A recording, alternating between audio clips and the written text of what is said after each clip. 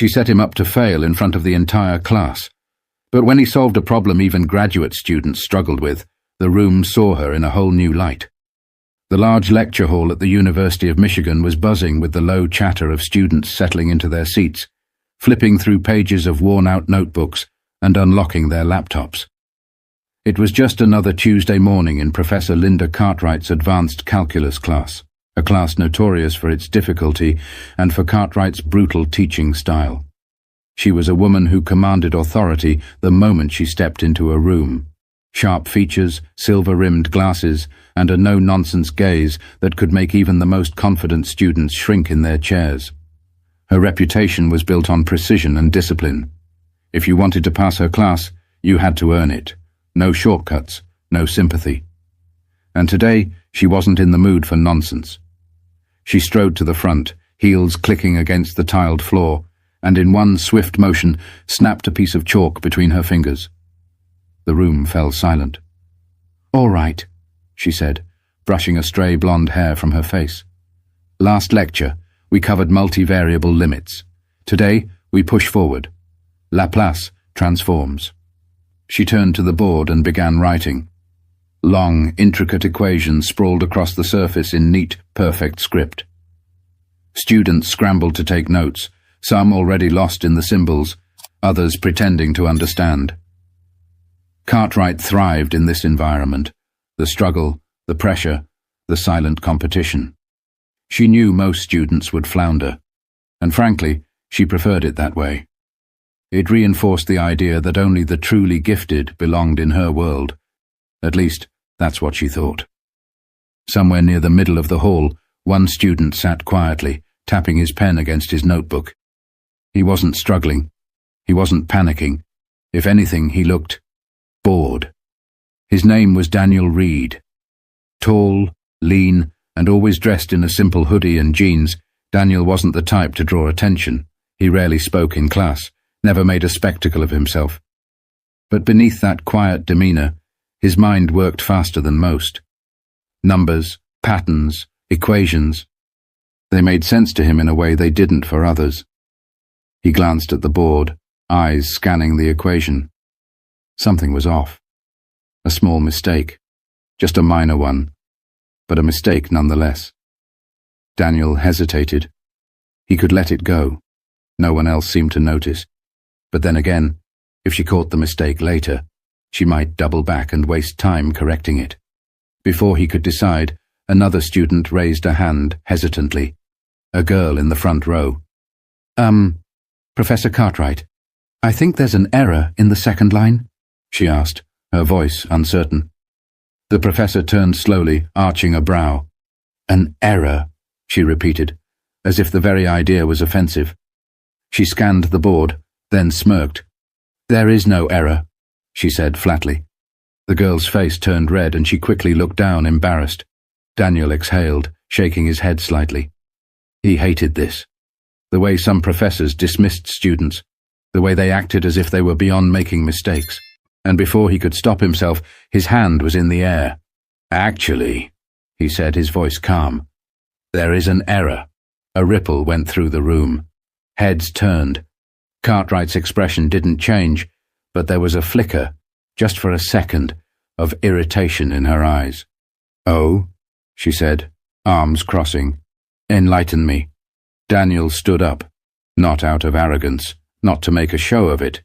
He just didn't like speaking from a seated position. "It's in the second step. You applied the transformation to the wrong term," he explained, pointing at the board. "The coefficient doesn't carry over that way. If you solve it using your method, the final answer doesn't match the expected result." Silence. Cartwright's jaw tensed. She turned back to the board, scanning her own work. And then, there it was, the mistake.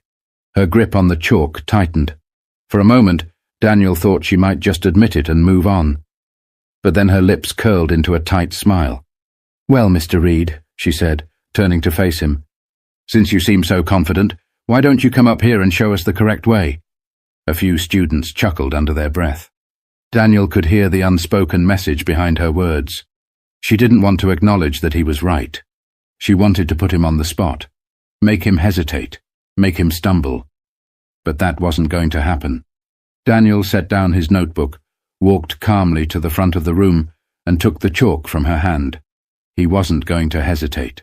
But Professor Cartwright had no idea what she had just set in motion. Daniel stepped up to the board, chalk in hand.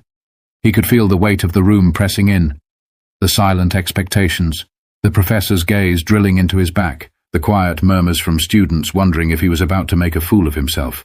But he wasn't nervous. With smooth, deliberate strokes, he erased the incorrect part of the equation and rewrote it. His handwriting wasn't as neat as Cartwright's, but that didn't matter. What mattered was the numbers, and they lined up perfectly. He spoke as he worked, his voice even, casual. The mistake was in how the transform was applied. You carried the coefficient outside too early, which changed the integral limits. But if you solve it this way, it keeps the function intact. The room was silent, except for the soft scratch of chalk against the board. He finished the equation, set the chalk down, and stepped back. Then he turned. Professor Cartwright stood rigid, arms crossed, lips pressed together. She wasn't used to being corrected, especially not in front of a lecture hall full of students. Daniel could see it in her eyes.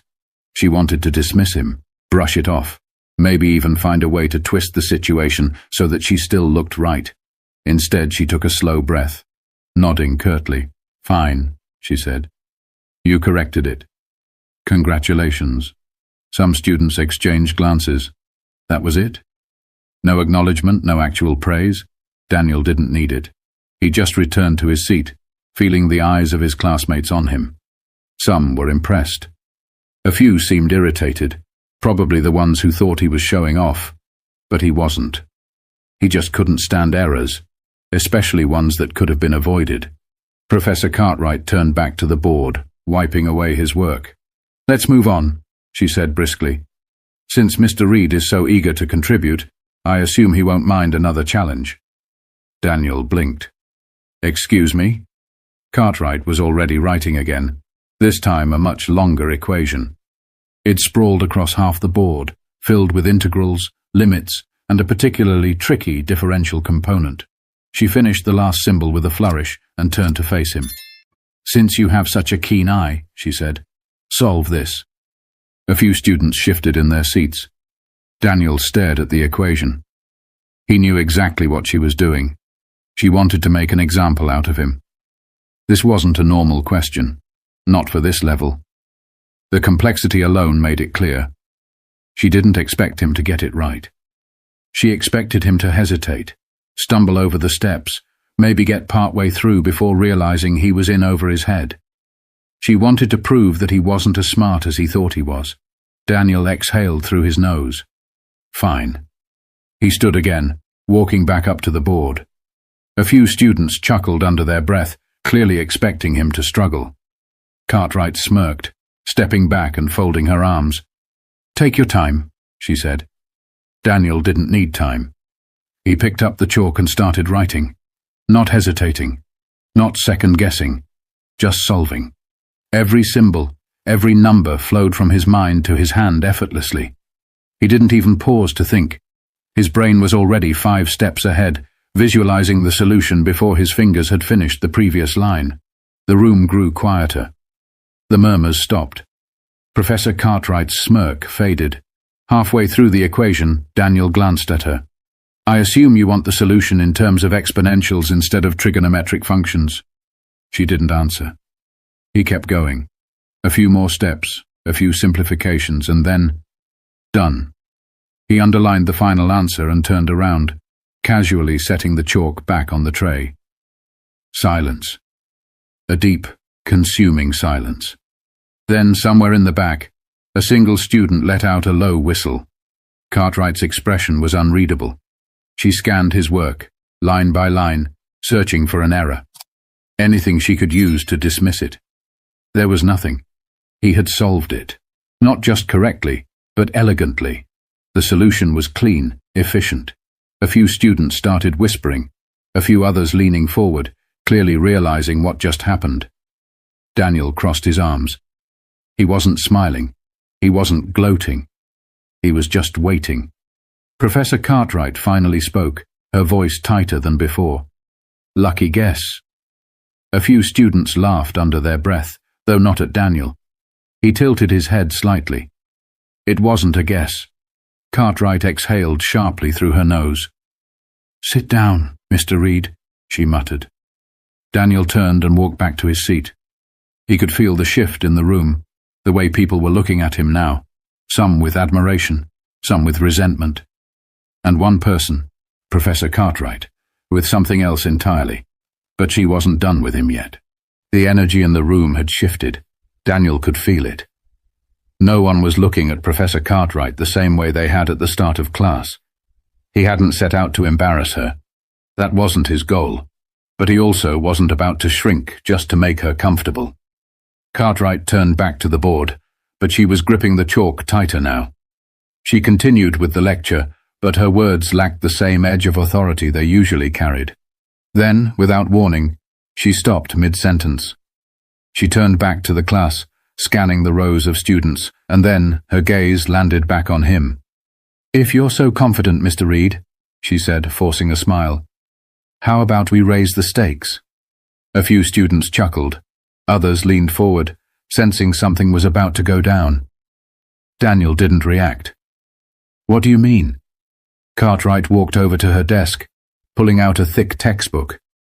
She flipped through the pages before stopping on a section deep into the book, far beyond what they had covered in class. She turned the book around so the class could see the dense equations on the page. "This," she said, tapping a particularly intimidating problem, "is from an advanced graduate-level course, something I wouldn't expect any undergraduate to be able to solve." A murmur rippled through the room. "But since you seem to have a natural talent for this, why don't you prove it?" She smiled, but her eyes were sharp. Daniel exhaled slowly. He could see what she was doing. This wasn't about math anymore. She wanted to break him. This wasn't a test of skill. It was a power move. She wanted to push him past his limit, make him struggle in front of everyone.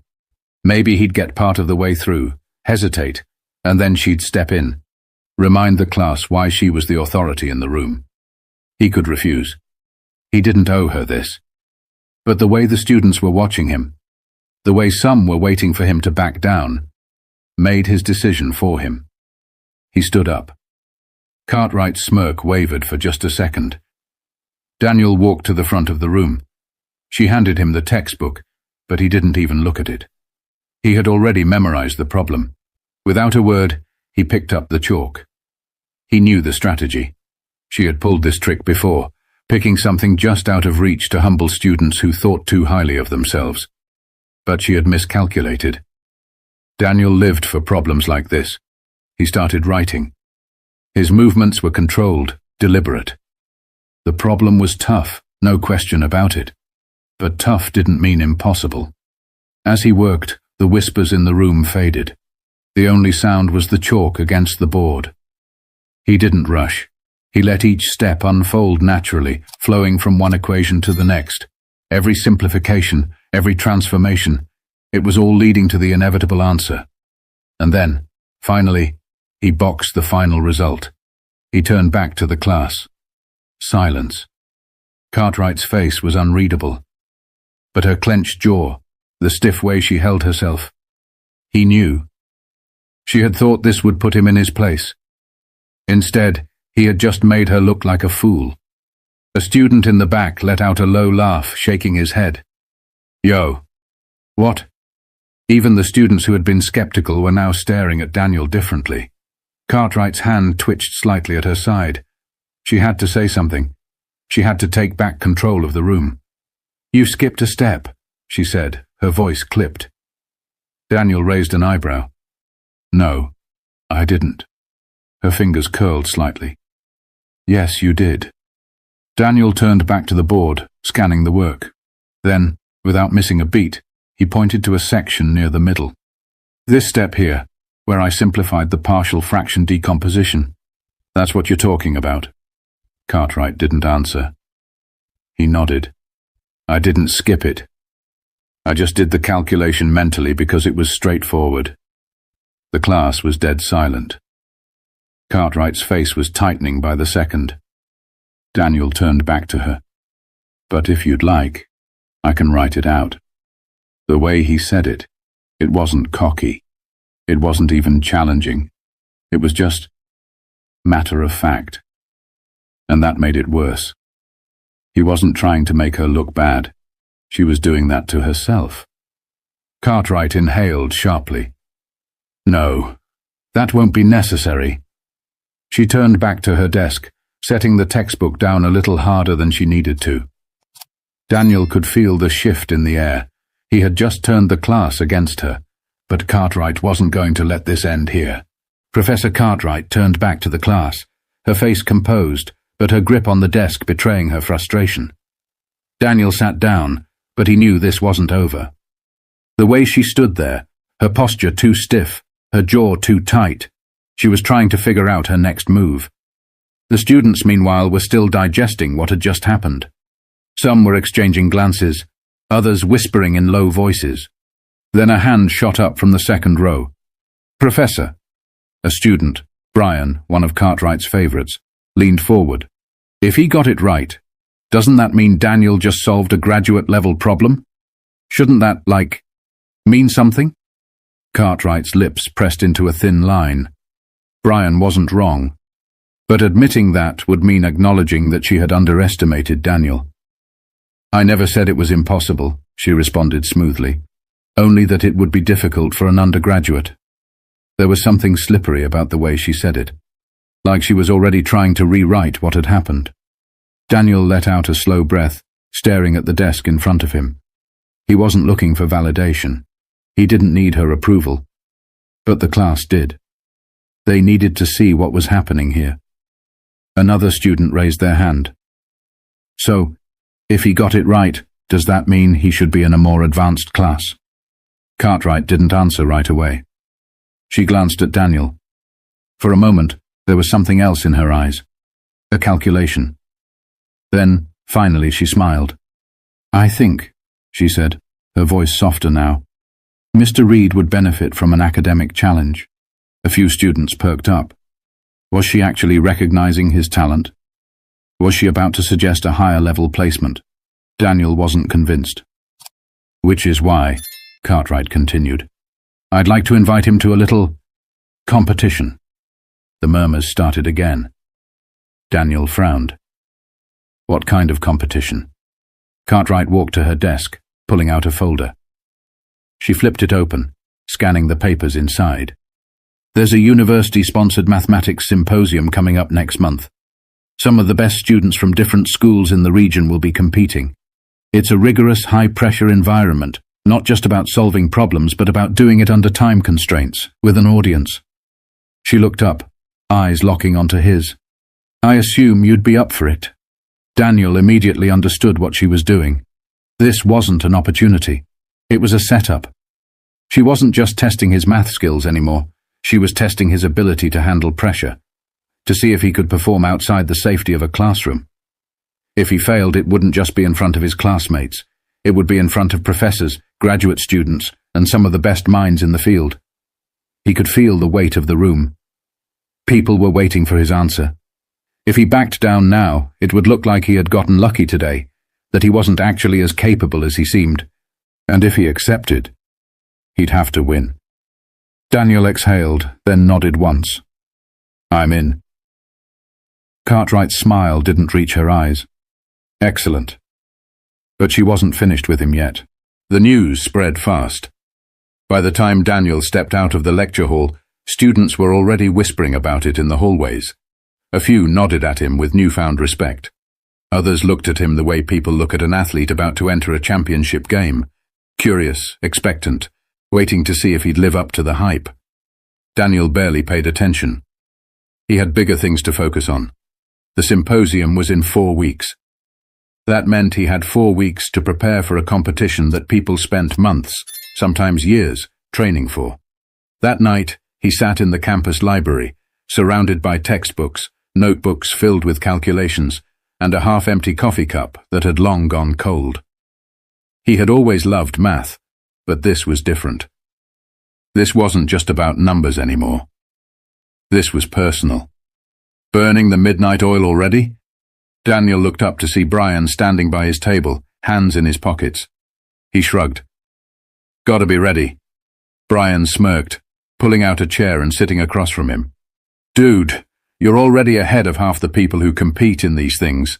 Cartwright's just pissed that you embarrassed her. That's the only reason she threw you into this. Daniel leaned back in his chair. I know.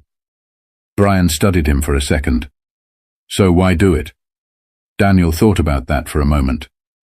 He had asked himself the same thing more than once. He didn't need to prove anything.